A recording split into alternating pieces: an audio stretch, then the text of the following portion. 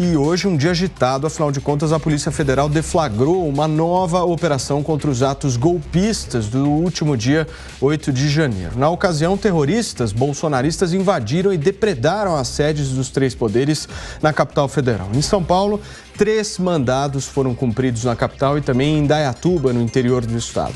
Em Sergipe, um mandado de busca e apreensão na casa de um suspeito que mora na cidade de Itabauiana, que está preso inclusive em Brasília desde o dia dos atos. No Paraná, cumprido um mandado de prisão preventiva contra um alvo em Santo Antônio de Platina, no norte do estado.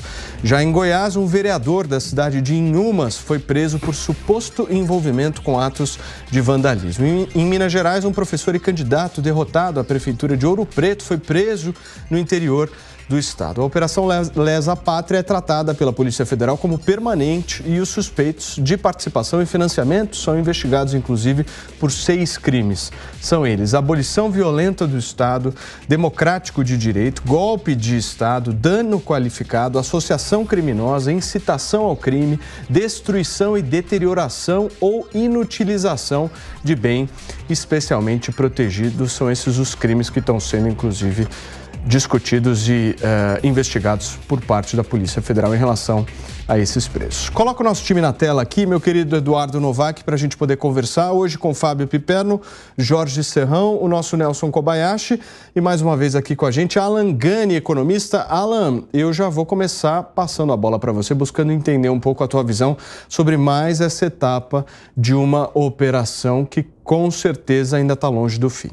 Com certeza, né? Esses atos de vandalismo, eles são condenáveis, isso não pode acontecer. Agora, eu vejo também com uma medida bastante exagerada, né? Todo esse mandado aí de busca e apreensão, porque há imagens, ocorreram já as prisões em flagrantes, as prisões preventivas. Eu acho que há um grande exagero, né? Quer dizer, essa mesma justiça, esse mesmo Supremo Tribunal Federal solta lá o André do Rap, por exemplo, bandidos do colarinho branco, traficantes, e ao mesmo tempo tem todo um rigor da lei contra esses vândalos. Claro que eles devem ser punidos, mas acredito que é uma medida bastante extrema e intimidatória também.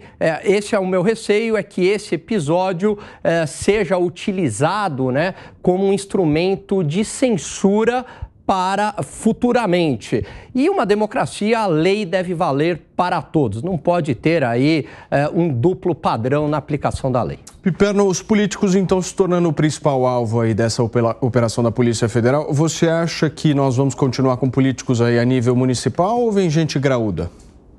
Ô Paulo, boa tarde aos colegas, à nossa audiência. É evidente que quanto mais as investigações se aprofundam, mais gente graúda vai sendo alcançada. Porque, veja, naquele momento, e o Alan tem razão, foram presas aí centenas, cerca de 1.500 pessoas em flagrante, né? Ou pessoas que estavam lá nos acampamentos, pessoas que, inclusive, foram alcançadas pelas investigações rápidas ali. E, aliás, com o tempo, inclusive, algumas foram liberadas, algumas já estão aí perto de serem indiciadas, mas é evidente que as investigações continuam em busca de quem? Principalmente de financiadores e das pessoas e dos políticos que deram amparo a isso. Aliás, não só dos políticos, mas até mesmo de militares. E esse vai ser um outro tema muito sensível aí nos próximos dias. Então, vejam, não dá para poupar rigorosamente ninguém. Se um cidadão estava lá, sendo mantido aí lá por semanas, alguns meses, né? Se ele estava sendo, inclusive, abastecido, em muitos casos, até mesmo com armas, com recursos, se ele teve se eles tiveram suas viagens custeadas até lá, quem é que fez isso? Quem é que bancou isso? Então, é isso que as investigações têm que alcançar. Por quê? Porque isso não é coisa de peixe pequeno. Isso é coisa de peixe graúdo. O tal nível de organização alcançado não é alguma coisa que se fez ali organicamente do nada. Não. São manifestações, são atos que exigem uma refinada preparação prévia. Então, é isso também que as investigações buscam atingir. Muito bem, Serrão, estamos falando aí de candidatos a prefeito, de prefeitos, estamos falando também de políticos vereadores, enfim, é um nível, obviamente, mais municipal desses mandatos. Você acha que isso acaba hoje ou que a gente vai ter uma certa continuidade nesse nível, nessa esfera que eu estou me referindo, mais municipal? Saudações, meus amigos, meus amados haters. Essa história ainda vai longe e ela vai entrar nesse campo municipal, sim. Lembrem-se, daqui a 2 anos teremos eleições municipais. A hora de você atacar eventuais adversários políticos que podem ganhar a próxima eleição é agora. Então o sistema vai jogar contra aqueles que ele acha que são seus inimigos ou adversários a serem tirados do jogo, punidos ou eliminados. Especificamente sobre os atos de 8 de janeiro, aí é necessária uma investigação muito equilibrada e é preciso saber e entender até que ponto a nova legislação sobre o Estado Democrático de Direito, que incluiu vários regramentos novos dentro do Código Penal brasileiro, até que ponto isso será efetivamente aplicado ou não, e até a extensão disso. Porque se for levar a história toda a ferro e fogo, pode sobrar até para comandantes militares que deixaram, se você decidir, vamos lá, vamos na lógica bem básica, se você decidir criminalizar aquelas pessoas que estavam acampadas na porta de quartel, pode ser que sobre punição para os comandantes dos quartéis que deixaram aquelas pessoas ficarem ali. Pode ser que sobre para o comandante militar de área, um general de 4 estrelas, ou até, eventualmente, para o comandante do Exército na ocasião. Então, vai chegar a esse tipo de amplitude? O nosso modelo institucional tem coragem, tem peito, tem disposição para encarar e fabricar tamanha crise institucional? Essa é a dúvida. Então, já que toda hora se fala em pacificação, pacificação depende de uma palavra muito fundamental, aliás, 2. Uma é cautela e a outra é serenidade. Se faltarem essas 2, o Brasil pega fogo. Muito bem, meu querido Nelson Kobayashi, me traz um pouco da tua visão sobre mais essa operação. Pois é. Primeiro, boa tarde, Paulo, Alan, Serrão, Piperno, toda a nossa audiência.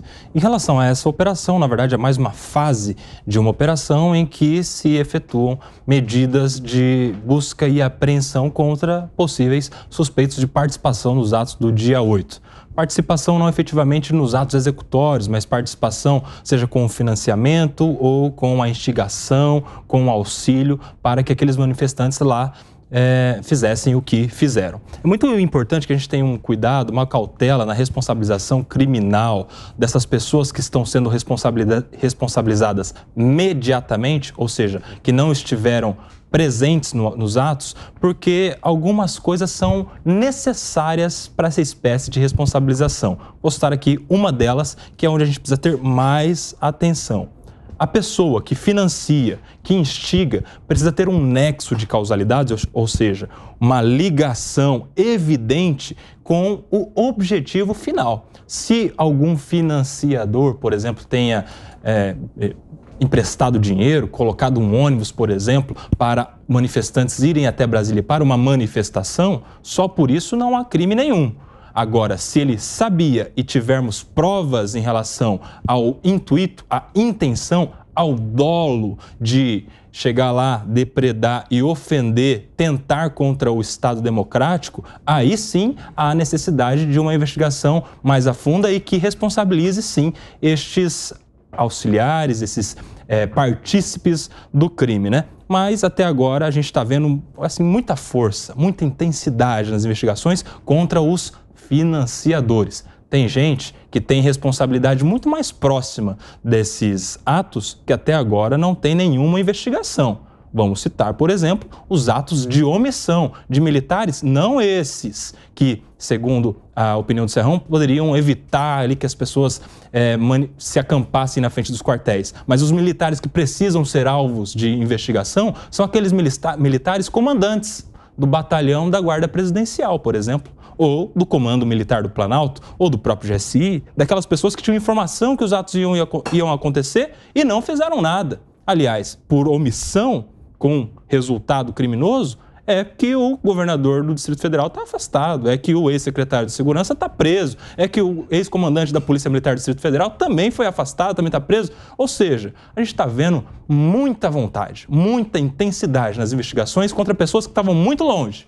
Mas tem gente que estava ali, muito mais perto, que poderia ser alvo de investigação e até agora não foram. Ô, Piperno, eu vejo você um pouco incomodado com essa fala do Nelson. Não, estou acompanhando aqui atentamente, claro. E há coisas com as quais eu concordo, outras não. Primeiro, é evidente que os financiadores, eles não financiaram, evidentemente, um final de semana de turismo. Não era um tour pela Esplanada, pelos palácios, pelo STF, ou pelo Congresso Nacional. Não, eles não fizeram isso aqui para, olha, puxa vida, vamos passar um idílico final de semana lá no Distrito Federal e acompanhar as maravilhas do poder. Não foi exatamente para isso, até porque as pessoas se reuniram, inclusive, com aquelas que já estavam lá acampadas. E vejam, há muito tempo a gente denunciava, a gente falava sobre isso, quer dizer, ninguém está acampado em frente ao Exército, os quartéis, para poder dar algum tipo de apoio, quem sabe, ao turismo local, ou quem sabe apenas reclamar contra o presidente eleito. Não, as pessoas estavam lá desde o começo, pedindo, inclusive no início, para que a posse do presidente fosse impedida. Todas as pessoas? Mas isso é antidemocrático? Você tem uma regra para pode ou não protestar em frente a um quartel? Depende. Não está nem na Constituição, nem no Manual da Glória Calil. Depende o protesto. Se você está protestando, eu sou contra o governo do Paulo Matias, eu tenho o direito de fazer isso. Se eu estou dizendo o seguinte, olha, nós estamos aqui para tentar impedir a posse do Paulo Matias, aí é uma outra coisa. Piperno, então, diga. Você precisa ser convocado urgentemente para apresentar essas provas para investigação. Quer dizer que ninguém tinha discurso, ninguém tinha. Não, estou falando porque você está colocando todo mundo na mesma caixa. Sim. Você está afirmando que todo mundo tinha essa intenção? Exato. O cara que está lá há 2 meses acampado em frente ao Exército, pedindo, fora Lula, pedindo para que a posse fosse impedida. Ele está lá a troco de quê? Eu estou falando de pessoas que foram para manifestação, pessoas que a notícia é sobre os financiadores. Vamos parar de usar a palavra manifestação. As pessoas foram lá para golpe, tanto que elas invadiram. Elas invadiram. Quem invade palácio do governo não está lá para fazer Concordo inteiramente, mas não são todas as pessoas. Bandidos. Eles são bandidos. Os que fizeram isso, sim, são. Sim, e isso está tipificado, inclusive. Os que fizeram isso são. Nós estamos concordando. Os que fizeram isso. Como é que vocês estão pensando em fazer essa separação de pessoas? Porque não é uma tarefa tão fácil e há muito subjetivismo nessa história, né? Não, nesse caso não. Porque você tem que separar. E essa vai ser a grande tese desse processo todo. Qual será o alcance da criminalização das pessoas desses atos? Por isso que essas operações elas vão ganhando esse caráter que tem que ser muito acompanhado com muito cuidado. Por quê? Quem efetivamente invadiu, depredou e quebrou, está lá filmado, você consegue identificar e provar quem é essa pessoa, essa não há dúvida, vai sofrer a punição objetiva. Agora, você fazer a ilação de que todos que estavam lá na porta do quartel eram golpistas, estavam lá planejando destruir o patrimônio público, tinham intenção de Piperno, não pode necessariamente. Ser um grito de desespero, né? Não necessariamente. Esse grito de desespero praticamente incendiou um pedaço de Brasília em dezembro. Esse grito de desespero queria explodir o aeroporto. Não foi esse grito que incendiou, O ponto que você está trazendo aqui, Piperno, é o seguinte... Condenação coletiva na União Soviética, Perfeito. Isso o Stalin fez. Se eu compreendi, Piperno, o que você está dizendo é o seguinte, quem acampou em frente ao Exército tem que ser preso e tem que ser punido de alguma forma. É isso que você está dizendo? primeiramente, eu A acho que tese geral é essa, todo mundo é tem que golpista. ser responsabilizado, porque o Exército tinha informações sobre os reais objetivos dessa turma. Quem estava lá não estava a passeio. Ninguém fica 2 meses acampado confortavelmente em frente ao Exército a passeio, só para protestar contra um futuro presidente da República, até porque os discursos e os registros, inclusive, de imagens, eram fatos no sentido de cartazes, pedindo golpe, pedindo tal do artigo 142, pedindo para impedir a posse. Tudo isso está lá, está documentado. Mas aí entra o problema que eu me referi ainda há pouco. Aí a tese é o Exército. Tá, como é que você vai punir o Exército? Aí você vai individualizar. Aí você vai individualizar sobre os chefes militares. Aí quando chegar no capitão, o sargento, no cabo, o pau pode comer. Mas quando chegar no general de 4 estrelas, vai ter alguma punição? Duvido, isso não é o Brasil.